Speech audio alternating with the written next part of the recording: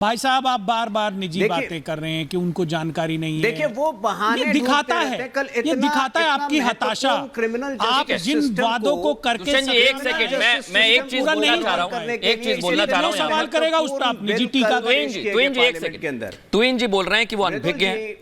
चर्चा उन्हीं से, तुहिन जी एक सेकंड, चर्चा उन्हीं से की जाएगी जिनको जानकारी है। मैं अनमोल पवार जी आपको बीच में इसलिए ला रहा हूं डिबेट के, क्योंकि क्या वाकई इंडी गठबंधन के पास ऐसे नेता नहीं बचे? मैं आ रहा हूं तुहिन जी, मैं वापस आ रहा हूं, एक छोटा कमेंट ले रहा हूं, फिर वापस आऊंगा आपके पास।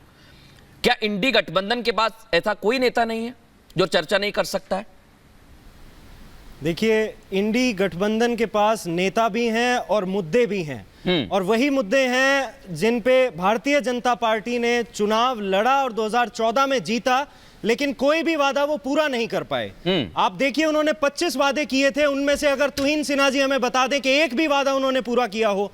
क्या इस देश में आज बेरोजगारी नहीं है? क्या इस देश में क्या ये सभी के पास मकान है? क्या इस देश में आज जिस इकोनॉमी की 5 ट्रिलियन इकोनॉमी की बात करते थे, क्या आज भारत 5 ट्रिलियन इकोनॉमी है? ऐसे अनगिनत मुद्दे हैं, किसी भी एक मुद्दा वो बता दें उन्होंने अगर पूरा किया हो। अनमोल जी, और जिस तरह से एक सवाल मेरा ये है, लोकतंत्र, आपने 2014 के चुनावों का जिक्र किया, सुनिए मेरी बात, 2014 के चुनावों का जिक्र किया। 2014 फिर कई राज्यों के चुनाव आते हैं, 2018 में आपको सफलता मिली, उन्हीं 3 राज्यों में अभी चुनाव हुए, और आप मुद्दा बताते हैं वहां पर आपका एक मुद्दा नहीं चला। 2 जगह सरकार थी, वो भी चली गई। देखिए, जहां पर भी चुनाव थे, यही भारतीय जनता पार्टी थी जो 1 साल पहले कहती थी फ्रीबीज दिए जा रहे हैं और मुफ्त में चीजें दी जा रही हैं, और यही भारतीय जनता पार्टी जब छत्तीसगढ़, राजस्थान और मध्य प्रदेश में चुनाव लड़ने जाती है तो ये कहती है कि अगर आप चुनाव में हमें वोट देंगे तो हम आपको 200 यूनिट मुफ्त देंगे, अगर आप हमें चुनाव जिताएंगे तो हम 1000 रुपए देंगे महिलाओं को। मैं दर्शकों को बताना चाह रहा हूं, और अनमोल जी आपकी जानकारी भी बढ़ा देता हूं जी। कांग्रेस के घोषणा पत्र में 1500 रुपए देने का था। जिस योजना की आप बात कर रहे हैं वो बीजेपी की लाडली बहना है, और मध्य प्रदेश में दावा यह किया गया था कि हम 1500 देंगे। लेकिन क्या हुआ? अखिलेश यादव नाराज हो गए मध्य प्रदेश में। अनुराग भदौरिया जी, वादा कर दिया। मैं आ रहा हूं ना सर, मैं आ रहा हूं, इस पे आऊंगा, मैं बात करूंगा। अनुराग भदौरिया जी, अखिलेश यादव ने कहा था कि हम तो अगर ऐसा पता होता तो बात भी नहीं करते। क्या अखिलेश यादव भी खुश नहीं है सर जो हो रहा है? देखिए, अनुराग जी, आपका अच्छा है पूछता है भारत, तो हाँ, आपका अच्छा है कि पूछता है भारत। तो भारत पूछ रहा है कि देश के ऊपर में 205 लाख करोड़ का कर्जा हो गया है, तो क्या देश उन्नति करने की कगार पे है क्या?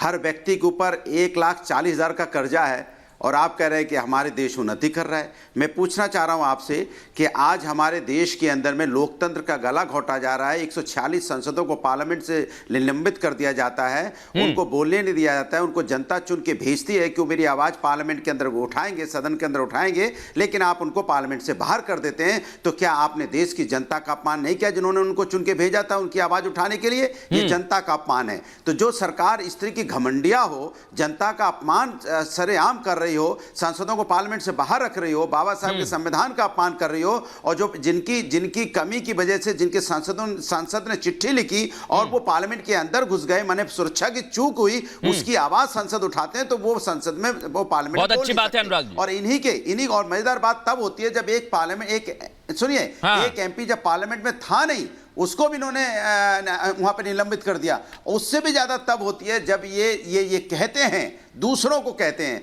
कि लोकतंत्र के मंदिर में। अनुराग जी, मुझे लगा कि आप अखिलेश यादव के बारे में भी थोड़ा सा कहेंगे, मैं आपको और मौका दे रहा हूं। अखिलेश यादव, सुनिए मेरी बात, आपने कहा कि सांसदों को निलंबित कर दिया, आवाज नहीं उठाने दी। अखिलेश यादव ने यही कहा कि रात में बात कुछ और ही, सुबह बदल गए। ऐसे कैसे चलेगा गठबंधन? अच्छा, रात में, अच्छा, तो इसके मतलब पार्लियामेंट की बात, माने पार्लियामेंट में ऐसा हुआ क्या कि रात में पार्लियामेंट के लोगों को पार्लियामेंट के अंदर कर दिया गया, सुबह बाहर कर दिया गया? ऐसा हुआ? मैं तो अभी पार्लियामेंट की बात कर रहा हूं, आप कहां जा रहे हो? नहीं, मेरा सवाल, राष्ट्र के मुद्दों पे हमने गठबंधन किया है, राष्ट्र के मुद्दों पे हम सब एक हैं, राष्ट्र के मुद्दों पे, राष्ट्र के मुद्दों पे आप इसको इधर उधर मत भटकाइए। राष्ट्र सबसे पहले है और गठबंधन राष्ट्र के मुद्दों पे। तो मैं कह रहा हूं लोकतंत्र का गला घोटा जा रहा है, यहां पे लोकतंत्र का सरेआम गला घोटा जा रहा है। किसान और कुछ लोग पार्लियामेंट में किस तरह की बात हुई अनुराग पार्लियामेंट जी। के अंदर में, जब पार्लियामेंट बात हुई तो बिल्कुल लोग आपने तो बहुत वहाँ पे अच्छी बात कहते कही हैं अनुराग जी कि किसान राष्ट्रीय परिवार से मुद्दों पर आता हूं। बातचीत होनी मैं, चाहिए। अब मैं एक फैक्ट बता रहा हूं दर्शकों को, और मैं चाहूंगा कि आप ग्राफिक्स भी चला दें। उत्तर प्रदेश में क्या हो रहा है मैं एक बार दर्शकों को बता देता हूं, उसके बाद अनंत विजय जी आपके पास आ रहा हूं मैं।